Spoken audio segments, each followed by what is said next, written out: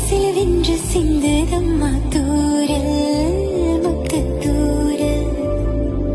விங்காட்டு பக்கத்தை சட்டென்று முட்டவிட சிங்காட்டு சில்லி செடி சிலின்று போயிடுக்க தென்மேற்கு பருவக்காற்று தேனி பக்கம் வீசும்போது சாரல்